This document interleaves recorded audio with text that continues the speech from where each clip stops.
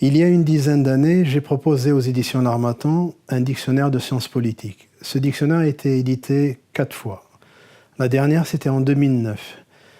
Depuis cette date, j'ai réfléchi à l'idée de faire une 5e édition ou de proposer un autre ouvrage.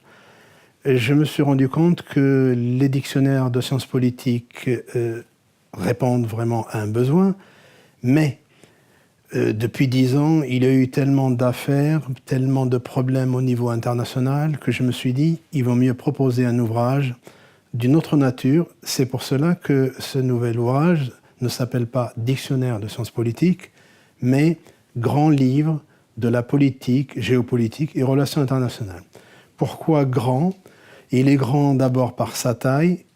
Il fait 776 pages, mais ce n'est pas la raison principale qui a justifié le titre. Il est grand parce que il y a en fait dans ce dictionnaire 4 dictionnaires. Il y a un dictionnaire de sciences politiques, un dictionnaire d'économie, un dictionnaire de relations internationales et un dictionnaire du citoyen indigné. Pourquoi 4? Parce que souvent, quand on définit un terme politique, il y a des renvois. Quelquefois, les renvois peuvent être traités dans le dictionnaire de sciences politiques et quelquefois, ce n'est pas possible.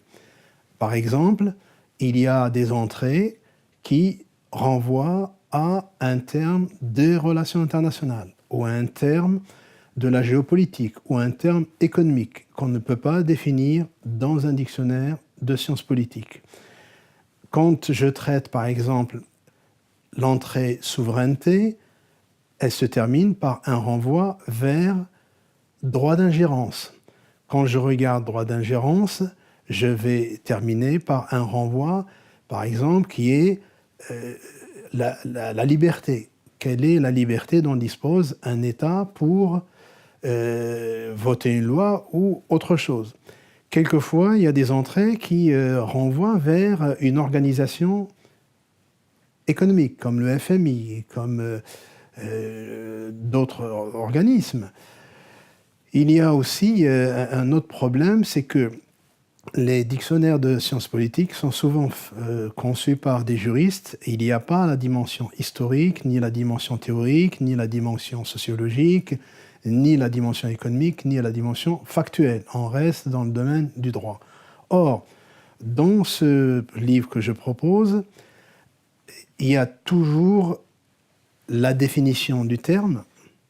Ensuite, il y a le commentaire qui débouche sur la dimension historique ou géographique ou philosophique ou religieuse ou autre, car les termes strictement politiques débouchent toujours sur un débat qui dépasse le cadre économique. Ensuite, il y a enfin le nombre. Souvent, les dictionnaires de sciences politiques se limitent à 1000, 1500 entrées. Dans ce livre, il y a 4000 entrées, il y a 1200 auteurs et acteurs.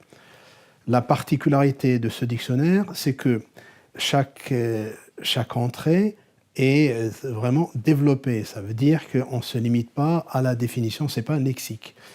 Les auteurs et les acteurs qui sont cités sont accompagnés d'une date de naissance et de décès pour les auteurs ou une date de début de la fonction et à la fin de la fonction. Il n'y a pas plus gênant pour un lecteur que de lire des noms de personnalités sans savoir à quelle époque ils ont vécu ou quelle était la durée de leur fonction, etc. Là, il n'y aura pas ce problème. Et enfin, pour ce dictionnaire, il y a aussi les parties économiques qui sont tout le temps négligées par les dictionnaires de sciences politiques. Tandis que là, étant économiste, moi-même, j'ai toujours pensé aux retombées économiques de chaque décision politique, aux retombées ensuite économiques de chaque accord ou traité.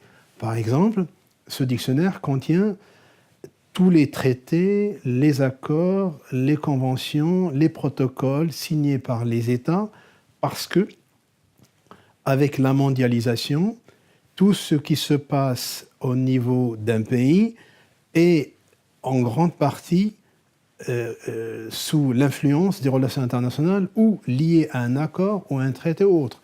Ça veut dire qu'il y a de moins en moins de pays qui sont libres de faire ce qu'ils veulent parce qu'ils ont signé des protocoles ou des accords ou des conventions internationales. On ne peut pas les définir dans un dictionnaire strictement politique, on va les définir dans un dictionnaire de relations internationales ou dans un dictionnaire de géopolitique. Tandis que dans ce livre-là, on va les trouver. Alors, qui serait intéressé par cet ouvrage? Cet ouvrage, c'est vraiment un guide du citoyen. Je pèse bien mes mots en disant que c'est un guide du citoyen.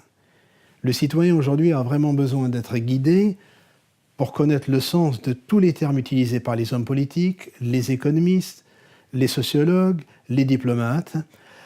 Le citoyen, ça peut être n'importe qui. Ça veut dire quelqu'un qui n'a pas fait beaucoup d'études, mais ça peut être aussi quelqu'un qui a fait énormément d'études, mais qui n'est pas spécialisé dans la politique ni dans les relations internationales.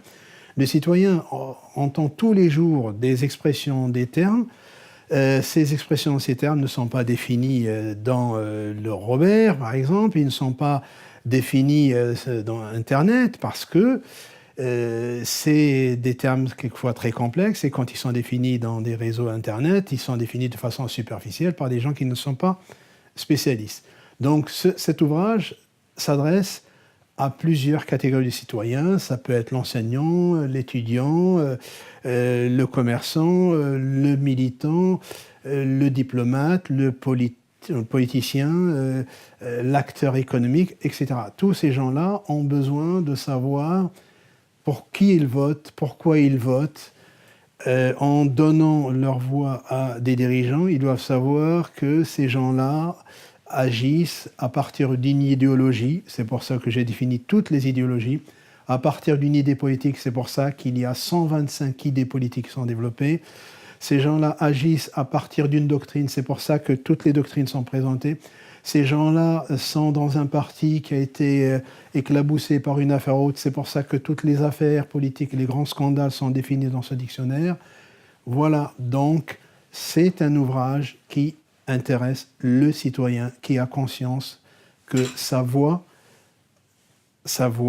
compte, son geste compte, son consentement compte ou sa réaction compte.